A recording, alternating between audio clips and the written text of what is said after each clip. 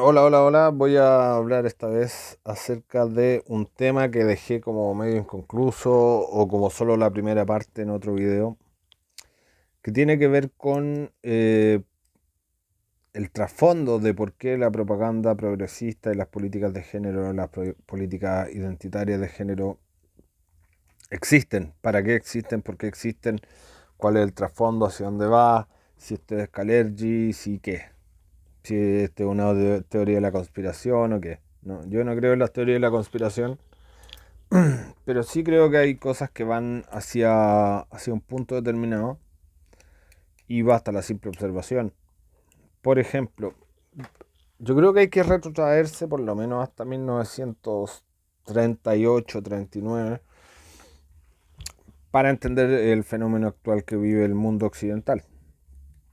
Incluso habría que ir a buscar directamente los textos de Adolf Hitler, la razón para que entendamos por qué el mundo actual tiene las políticas de género, antinatalidad, proaborto, etcétera, que tiene actualmente. En primer lugar, Adolf Hitler hablaba acerca de el espacio vital, Lebensraum, porque el argumento de él era que Alemania necesitaba expandirse geográficamente, territorialmente, porque era mucha gente, eran muchas personas que además eran personas muy productivas, muy industriosas, pero que tenían muy poco espacio y que lo mejor para ellos y lo mejor para el mundo era que tuvieran mucho más espacio para que se pudieran reproducir y así generar más tecnología, más riqueza, incluso ayudar al resto del mundo. Esto explicándolo de una manera más o menos benevolente y blanqueando un poco, entre comillas, lo que era, ¿no es cierto? Porque en el fondo lo que quería Hitler era ir a anexarse de media Unión Soviética y poblarla de alemanes, poblarla de alemanes y que los alemanes ahí tuvieran, digamos, el equivalente a lo que era en territorio una cosa como Estados Unidos. Y esa siempre fue la idea de Hitler. Y lo decía en serio, no era broma. Y de hecho no se le tomaba broma tampoco en ese momento. O sea, hay que entender que mucho de la ridiculización eh, y mucho de lo personaje que se ha construido de Hitler, de lo ridículo que se le ve actualmente, tiene que ver con un trabajo de propaganda de los siguientes 77 años, desde su caída. 77 creo que son. Em, y obviamente en ese momento, cuando él lo decía antes de la Segunda Guerra Mundial, no lo tomaban a broma, no lo tomaban a chiste. Era de hecho un argumento relativamente razonable, no era lo más razonable. La única diferencia, esto se lo leí a un autor judío, pero que fue bien objetivo en ese análisis, era que él decía que la única diferencia entre los argumentos de Hitler y los que tenía Inglaterra o el Reino Unido y Francia en esa época era que Hitler lo planeaba hacer en Europa, a diferencia del Reino Unido o de Francia que tenían sus imperios en África, en Asia, fuera de Europa. Y que los europeos dentro de sí no permiten que ciertas cosas pasen dentro de su continente. Si fuera de su continente o les daba lo mismo o se quedan callados, miran para el lado. Pero tener un imperio, digamos, un imperio expansionista y extractivo o lo que sea dentro del continente europeo no era permitido por ellos. ¿Ok? Por un tema que podemos decir racismo, por un tema que podemos decir hipocresía, porque era racismo igual, o sea, si estaban reconociendo que los africanos no eran lo mismo que los europeos, en el fondo que Francia sí podía ir y generar políticas de lo que se le ocurriera en medio de África y a nadie le importaba nada. Y tener colonias y tratarlos como ciudadanos de segunda y no darles carnets nacionales.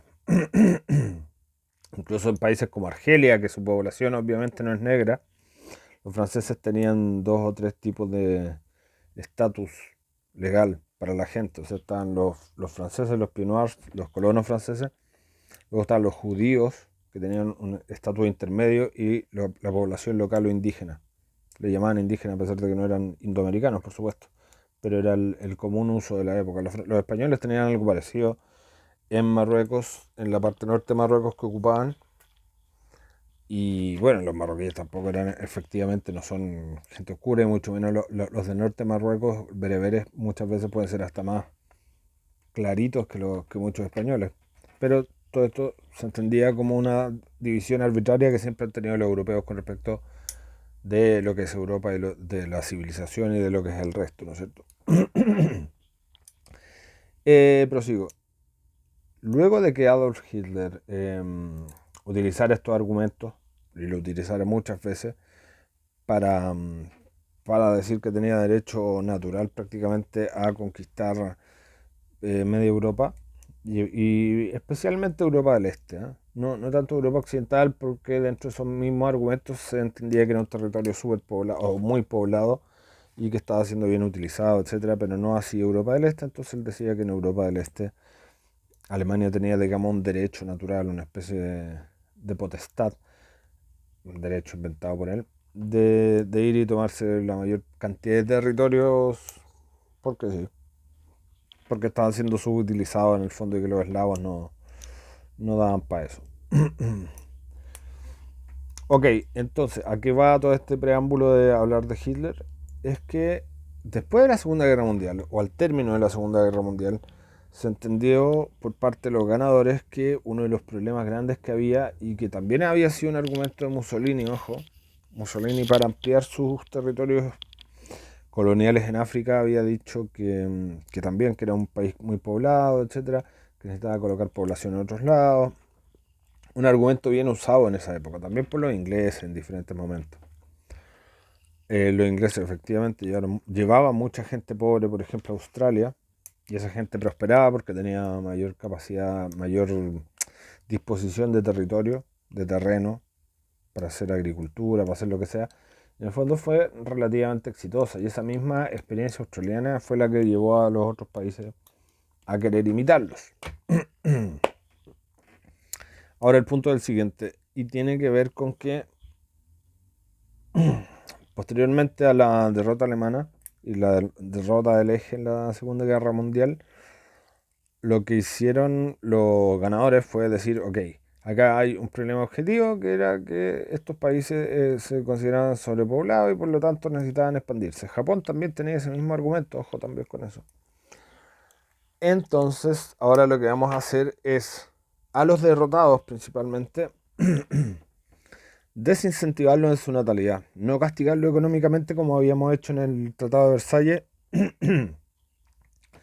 en 1918, pero sí castigarlos primero militarmente, desarmarlos, segundo en su integridad cultural, identidad nacionalista, en su folk, en su sentido propio, y en desincentivar la natalidad, pues justamente porque es verdad que son países muy poblados. Los tres son países con altísima densidad poblacional, tanto Japón como Italia como Alemania. Lo pueden ir a chequear a Wikipedia donde quieran. Y los ganadores de la Segunda Guerra Mundial, principalmente la Unión Soviética y Estados Unidos, no tanto Gran Bretaña, que siempre fue como, estaba como un pelín más abajo, ¿no es cierto? No era una gran superpotencia, o en parte lo era, pero ya en decadencia. Entonces, los países ganadores, la Unión Soviética y Estados Unidos, lo que hicieron fue generar un montón de dispositivos para que la gente dejara de reproducirse de la manera que se estaba reproduciendo en países como Italia, Alemania y Japón. Esto fue estudiado por, digamos, científicos sociales, propagandistas, sociólogos, etcétera, y se llegó a un montón de conclusiones que empezó a promover posteriormente la ONU, no solo para los países derrotados en la Segunda Guerra Mundial, que era para los países que se había creado originalmente este plan, sino que para todos los países tercermundistas, porque además se consideró que era una muy buena forma de disminuir la pobreza a nivel mundial, etcétera, ¿no es cierto? Y con estas excusas se empiezan a generar planes financiados por la Organización de Naciones Unidas para reducir la natalidad en todo el tercer mundo, y en gran parte el primero también. ¿Ok? No estaban incluidos obviamente ni Estados Unidos ni la Unión Soviética en eso. Y China originalmente no estaba obligado a hacerlo, pero China posteriormente lo hizo. Yo después voy a explicar por qué, porque eso tiene que ver con algunas tratativas de algunos tratados que firmaron con Estados Unidos en la época de Kissinger. Bueno, retomando el hilo, estas políticas antinatalidad obviamente tenían un objetivo, pero también tenían un modus operandi. O sea, se establecía lo que se quería lograr, pero cómo lograrlo. También se fue generando una serie de lineamientos, de ordenamientos, que se repetían en país por país, digamos. Y en América Latina fue muy efectivo.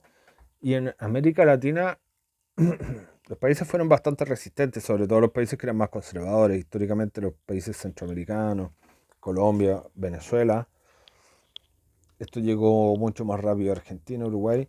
Y en Chile se dio esto en el gobierno de Eduardo Frei Montalva, a pesar de que era un gobierno cristiano, católico, y la Iglesia Católica nunca estuvo verdaderamente de acuerdo con esto, por lo menos a nivel jefatura de la Iglesia Católica, porque ellos consideran que la vida es un regalo y que no hay que atentar contra la vida, ¿no es cierto? Por razones morales, se oponían a este control de natalidad.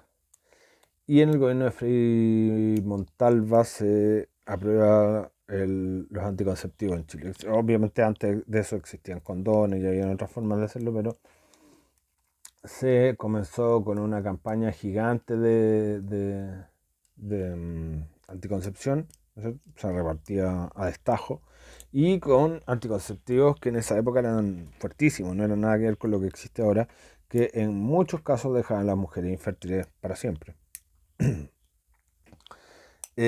Obviamente todas estas cosas no se han investigado en profundidad porque son temas que son, no diría súper ocultos, pero sí tienen algún tipo de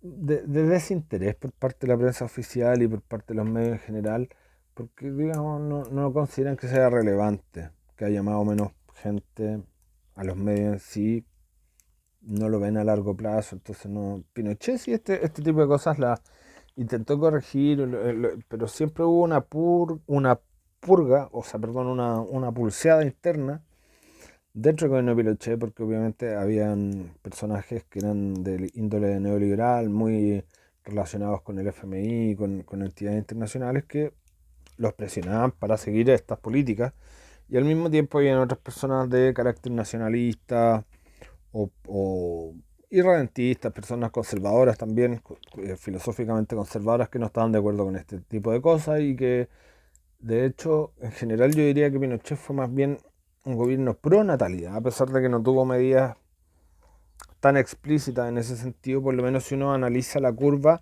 de fertilidad de Chile, venía bajando en picada durante el gobierno de Frei Montalva y Salvador Allende, y digamos que se estabiliza, no es que vuelva a subir, pero se estabiliza durante el gobierno de Augusto Pinochet. Pinochet siempre tenía una visión muy nacionalista, a pesar de que estaba a favor del libre comercio, era una persona muy nacionalista. Y, y siempre él decía y consideraba que Chile era un país que debería tener entre 40 y 50 millones de habitantes para poder lograr tener una industria propia, porque eso le parecía el perfecto para generar además una industria militar propia. Él lo veía desde el plano militar, no se preocupaba mucho más de eso, pero él consideraba, digamos, en el fondo que era importante tener cada vez más población. Dicho esto, existen documentos de Estados Unidos de los años 50 donde los mismos estadounidenses se preocupaban porque México y otros países de América Latina podrían llegar a sobrepasarlos en población, y eso tarde o temprano iba a generar un desequilibrio en las relaciones entre Estados Unidos, que estaba encima, y América Latina, que estaba abajo. Recordemos que Estados Unidos, durante la época que tuvo mayor protagonismo e intervencionismo de Centroamérica y América Latina, los países de América Latina tenían 1 millón de habitantes, 500.000, eran realmente enanos, entonces era muy fácil de manipular por parte de Estados Unidos, que ya era una potencia con 150 millones de habitantes. O sea, era una desproporción increíble, de 1000 a 1 o de 200 a 1. Y bueno, Estados Unidos también claramente fue el principal promotor e impulsor de estas políticas antinatalidad en América Latina. ¿Qué pasó con el tiempo? Con el tiempo pasó que la, la natalidad empezó a bajar cada vez más y los, los dirigentes, digamos, de la ONU, de diferentes organismos internacionales, empezaron a ver que como el plan estaba funcionando bien, esto se iba a extender también a los países del primer mundo, pero a través de políticas soft, es decir, a través de la cultura, de un método gramsciano, no de imposiciones ni políticas públicas, sino que de cultura, ¿no es cierto? Esto fue muy efectivo en Europa, donde las tasas de natalidad son bajísimas, bajísimas. En Japón, como digo, fue de los primeros países donde se empezó a implementar. En Rusia post-soviética también se empezó a implementar. En diversos países, en Perú, por ejemplo, existe hasta ahora una polémica, porque en el fondo en Perú se utilizó, pero se utilizó de una manera distinta, en el sentido de que Fujimori, por ejemplo, puso muy en práctica estas políticas antinatalidad, pero las usó, digamos, de manera orientada por el Estado hacia ciertos grupos étnicos que no le gustaban, en particular como los grupos aymaras, que en Perú siempre han sido vistos como casi quinta columnistas bolivianos. O sea, en Perú es de una mayoría quechua o mestiza quechua, y ven siempre a los aymaras casi como extranjeros dentro de Perú. Y las políticas antinatalidad, y se habla mucho, incluso ha habido juicios en Perú en contra de Fujimori en relación a este tema. Bueno, y por último decir que las políticas de Estado pasaron a un segundo plano porque se empezaron a enfocar cada vez más en temas culturales. Temas culturales, de que es malo tener hijos, de que es bueno vivir la vida, de que gastas de tu sueldo, de que el feminismo, de que los hombres no sirven, de que destruyamos las parejas. ¿Por qué? Porque quieren acrecentar y hacer cada vez más rápida esta disminución de la población. Con excusas como también muchas, ojo, otro de los grupos, aparte de las feministas, aparte de los colectivos LGTB, otro grupo que está muy financiado por estos grandes poderes y centros mundiales es el tema de los ecologistas. Los ecologistas, por, digamos, mandato, siempre dicen que, o en su idea tienen el hecho de que la población humana debería ser muchísimo, muchísimo menor. ¿Y cómo se hace? Sin guerras, porque además es otro tema, que desde 1945 para acá hemos tenido muy pocas guerras. En la antigüedad la forma en que se regulaba la población naturalmente era en guerras. Los países tenían guerras casi permanentemente y por lo tanto moría una gran cantidad de gente, joven, hombres principalmente, y eso hacía que la población no explotara tanto. ¿Okay? Como el mundo está cada vez más pacífico, como hay más acuerdos, como después de las bombas nucleares se ha tratado de tranquilizar el tema diciendo, ok, nosotros 5 países tenemos bombas nucleares, posteriormente 6, 7. Como tenemos armas nucleares, mejor que no haya guerra porque si no denuqueamos. Y eso efectivamente ha disminuido la cantidad de guerras o de guerras de alto nivel, de alto alcance, de alto impacto en vidas humanas, etcétera. Así que eso se me está perdiendo un poco el hilo, pero eh, las tasas de natalidad justamente, todo comenzó en la época de Hitler, digamos, y esto se dice, hay teorías conspirativas de que hay grupos mundiales que quieren que la población se reduzca a la mitad, menos de la mitad. Eso ya entramos en teoría de la conspiración y yo no me voy a meter en eso porque por lo menos considero que el contenido que se hace en este canal es relativamente serio, de política normal, de cosas normales. Nunca he sido fan de las teorías de la conspiración, porque además es muy fácil hacer el ridículo, hay cosas que todo te calza, pero después al final te das cuenta de algo y es todo lo contrario. Además, estas teorías de la conspiración muchas veces son utilizadas para desinformar a la gente. Y no es la idea es ver la realidad, qué es lo que pasa, qué es lo que hay, y, y eso. Y no ponerse a fantasear con hipótesis, especulaciones, que si esto fuera así, que si esto fuera así. No, la realidad es que las razones están dadas. ¿Por qué?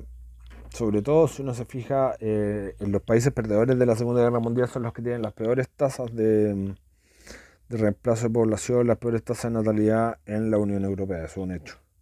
también la España franquista, que fue casi como un aliado, digamos, del eje en la Segunda Guerra Mundial. Mientras que otros países como Francia, Inglaterra no tienen esos niveles, o sea, por lo menos están cerca del nivel de reemplazo, más la inmigración, van subiendo de población y han subido harto de población. Digamos, de los años 80 para acá, tanto el Reino Unido como Francia han subido mucho de población. España, a partir de la inmigración latinoamericana, empezó a subir fuerte la inmigración desde el año más o menos 2002, 2003. Pero eso bajó fuerte después de la crisis española del 2008, la llamada crisis del ladrillo, la burbuja inmobiliaria. Ahora también hay gente que en sus teorías de la conspiración dice que los alemanes estaban bastante enojados con España, porque España estaba recibiendo mucha gente y cada vez era un país más poblado, más poblado, más poblado. Y dentro de las políticas de la Unión Europea, los países tienen una cantidad de votos de acuerdo a la cantidad de población que tienen, y que los mismos alemanes habrían generado esa crisis enorme en la economía española, cosa que no sabemos y yo creo que no es así, pero bueno, esas son teorías también que andan rondando. Así que eso es como redondeando el tema. A ver, si se hablaba de Chile, de las políticas de natalidad, sí, en el gobierno de Pinochet no es que se hayan detenido las políticas antinatalidad, pero sí se moderaron, al menos en el plano cultural, porque además esto es dificilísimo de explicar, larguísimo de explicar, y yo no voy a hacer el ridículo explicando cosas así, porque eso tendría que mandar a la gente a leer libros, pero existen planes que tienen que ver con, incluso con la forma en que se presentan familias en la televisión. O sea, cuando se ponen con un hijo, con dos, con tres, son mensajes que están dando los gobiernos o diferentes actores culturales o actores que financian la cultura para ir en cierto sentido, digamos. Hitler, en la época en su gobierno, siempre ponía carteles a favor de la fecundidad, y ponía una mamá con una familia como con tres, cuatro niños rubios, y eso era el ideal de familia para Hitler. Y en la actualidad es todo lo contrario, se ponen dos gays que obviamente no se van a reproducir, dos lesbianas que no se van a reproducir, eso es lo que vemos en la tele, lo que vemos como un bombardeo mediático constante. No es que estén realmente a favor de la homosexualidad per se, tampoco están en contra, obviamente, pero sí lo que les interesa es que se normalice una forma de vida no reproductiva, porque quieren que la gente tenga menos hijos y quieren hacerlo de una manera, digamos, un poco menos cruenta que con asesinatos masivos, exterminio de población o guerras, como era en la antigüedad. Así que esto es un poco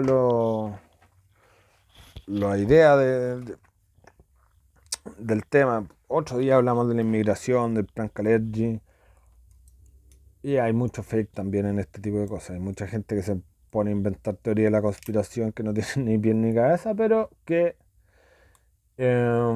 algo de razón a veces tienen. Eso sería, gracias.